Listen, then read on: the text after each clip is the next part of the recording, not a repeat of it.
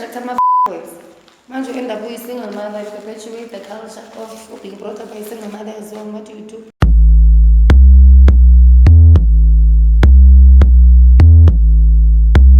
Dumelang, welcome to another episode of Unscripted. My name is Matawe Matapola. Today we're taking a walk with Moonchild.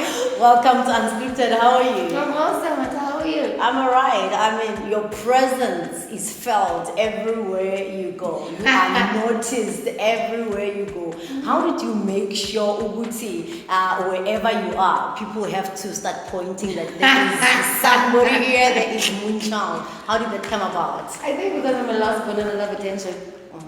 So I can't do invisible. I can't do it. Do you know actually? Do you know the beautiful thing though about my being different is I come like say broken. And my friends, all my pretty friends with the hair, would all have the men, and I'd eat for free because they're scared of my look. But now I'm like, hey, man, I'm safe because when they need to discuss the things and shady things happen, I'm not a part of it because black boys just are scared of my look. Like when we just satanism, coffee, what, and you find white parent boyfriends who are like fascinated. It's like, oh my god, different. What is it? And it's just like a different dynamic. But then, I mean, obviously with the success, people then now get attracted to what you do and no longer the fear of what you look like because you look good next to them. So that's why I'm like, I'm sticking to my dildos there because I'm this. So do they embrace your look more now that you are famous? No, they want to be next to Moonchild. If they embrace the look or not, I don't give them a chance for them to get the opportunity to say, you know, my God, you look so good in an afro. I'm like, no.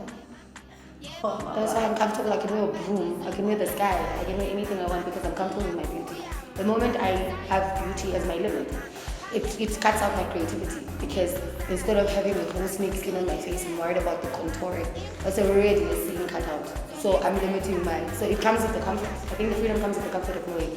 Because now I'll wear this, you saw my disguise type of thing, and then it's just like, it comes with the comfort. Talking about the comfort, I mean, you so comfortable wearing almost nothing, especially when you are performing because you're comfortable in your own skin, in your own body. And this is you embracing your sexuality because you were sexually molested. Can you take us through that? When did it start? When did you realize that you were sexually molested? Yes. So my cousin, we used to come for holidays, like in PE, we stay in Durban.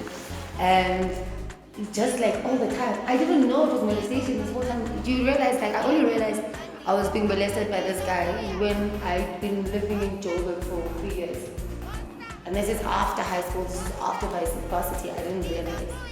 How did the realization come about? Were you raped again when you came to Johannesburg? I was raped in Johannesburg on my bed by a guy. I knew him, everybody knew him, and they gave him a lift home. That's how normal this rape is in my bed. This one time where I'm like, oh, it's safe, I can get passed out here, I'm pretty petty. And it's just like, where are you going to tell a girl not to go? You can't say you can't wear this. You can't say you can't go anywhere because in your bed with your people there. How did you deal with it? How did you I didn't deal with the trauma? I don't deal. I was a photographer at my mother's funeral. I find a solution and I move on. So that's why I got a shrink later. Are you still seeing it? I see it shining. I see it. Just to balance the thing, because I know I've gone through a lot, it's just I don't know how to feel. So she kind of teaches me how to feel. I know how to teach. I know how to express for a broader audience. I know how to express feelings for people and for everyone. But I don't know how to express feelings of sadness for myself. Is this why? I think it's because of the coping, because I ran away from COVID-19. It's been 12 years in the streets. Do you think there was time to cry? Do you think there was time because the choice, there was no option for me to run home. I was just going to do this thing or do this thing, and I'm doing this thing. And you don't have to be a part of it. If I was fooling, was born. Is this why you choose to be the advocate for women to say embrace your body, love your body, wear whatever you wanna wear, own it. Own it. You know, if you knew the meaning of the word orgasm, you'd have just a little extra 5 minutes patience at Sasa when that F-boy runs away and leaves you for $1 million. If you knew the word orgasm, you wouldn't be tolerating young women. If you had a voice in the bedroom, you wouldn't be falling pregnant by mistake. Because you were being polite. You're gonna seem uncool. Do you know the stupid things that go through young girls who are gay, who are engaging in sex, to not seem uncool, to not seem unexperienced when they're not experienced? And I feel like having a role model, a sexual role model who actually tells you and teaches you what sex is supposed to be, which is the pleasures of it.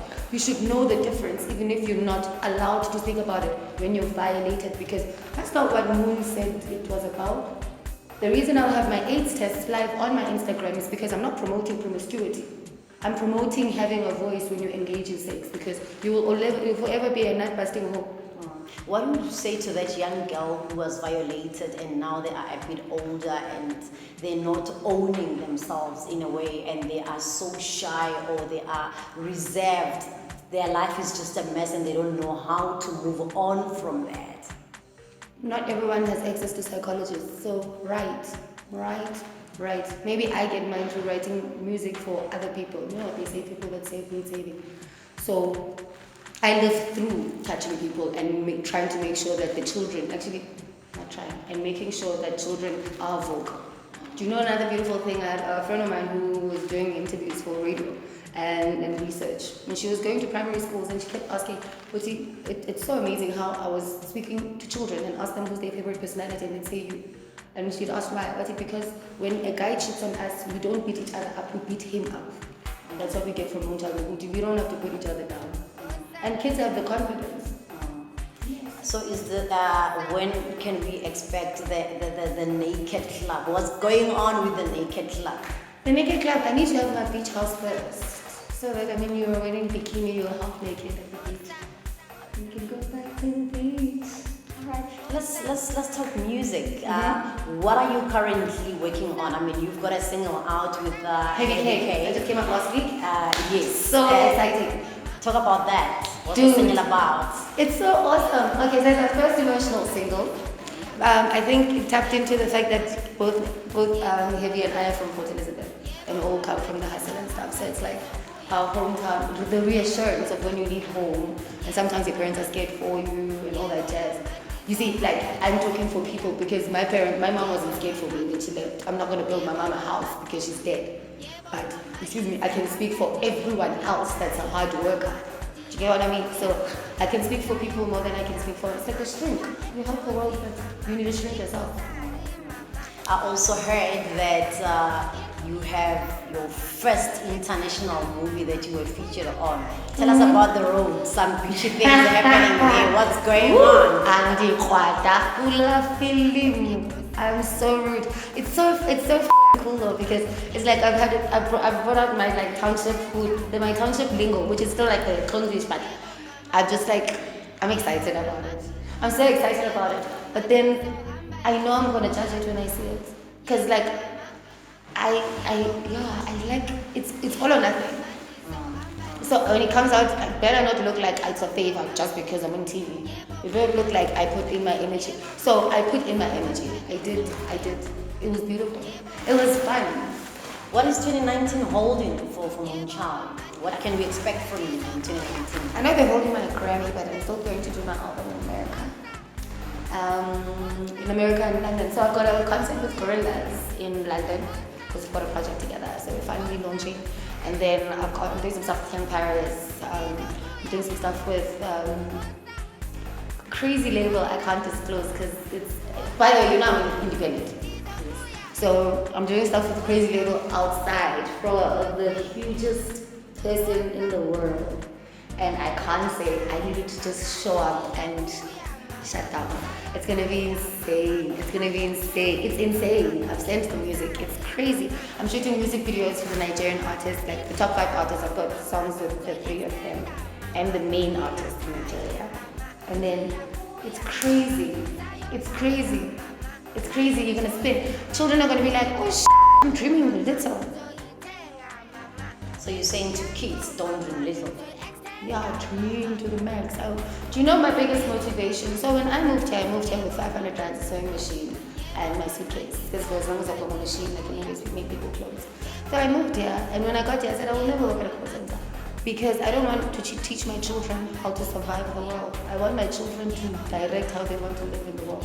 If I die today, they must know their existence was paid for through being alive, which was their mother's dream.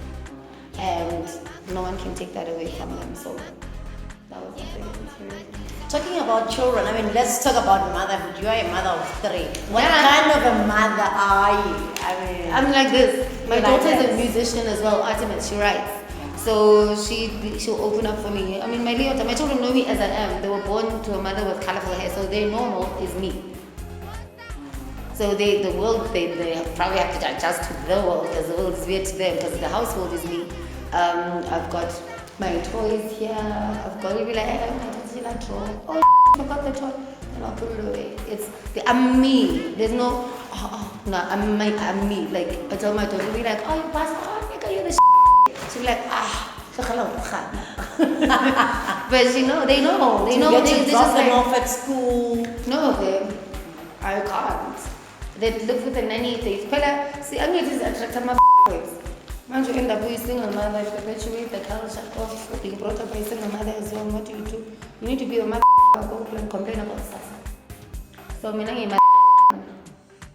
my twins, they kicked me out when my twins were 5 months. The guy was so insecure. They kicked me out with my twins at 5 months. They're 5 years old now. And I looked at him and I laughed. And I said, this level of insecurity I can't handle because there's nothing I can do for you. But what I can tell you is, the day you decide to take responsibility and be a father, your wife, aka your mother, will be dead. Last year I did the paternity test. The morning of the test, the mother died. I was like, Zinyembis, it's just tears. How is the single mothering going? How are you balancing your hectic schedule plus being a single mother and making sure that you are financially, physically, emotionally there for the kids? They stay with the grandmother. And then I can be financially and emotionally there for them on holidays. It's a reality because I could sit with them and teach them and give them love there physically, and I'm not making money, I'm struggling and miserable. Or I can teach them how to hustle. And because that's what I took from my mother. When I was being brought up by my grandmother and she died and I was 19 as a sheltered child, I'm the only one from my mother's children who is an example, in fact, will do the tombstone because I took it the way I chose to take it. So society will make you feel guilty about being absent. Meanwhile, it's safer for them to be with the grandmother. There's stability there. I'm in and out. I'm already giving them trust issues from just me being there. I'm busy about society and worrying about having the children with me here when the reality of the time and what I'm trying to change as a single mother doesn't exist. And therefore, I don't feel guilty. When I miss them, I fly them in. When I don't, I need to work, I do the things. But the guilt, give that to someone who cares. I know what I'm teaching them, which is hard work. We also heard that you're in studio with DJ Maporisa. When will the album come out? So that's like super secret. We're doing an album. Finally, because people have been asking, and it was just like, remember we were just together again. It's like, let's do it. Let's do it. Okay, let's do it. So we're doing this. So we're doing an album. And my first album is getting re-released in London as well. So that's the first album I did in South Africa, which was electronic. That's the one that was nominated in the Best Alternative category, 2015. And so that's getting re-released because it didn't get pushed much here. So it's getting released overseas as well. It's like Okay, that was a walk, Naila walk with Moonchild. Naila walk, your confidence. Yes, your confidence. Do you actually know what that word means? Do you know? It appeals to the wretchedness, which is the truth. And it also appeals to the fact that, so when I walk in, depending whatever I'm wearing, what am I supposed to do about the fact that you can't control your That's the psychology part of it. But it's not my fault you want to rape me. So,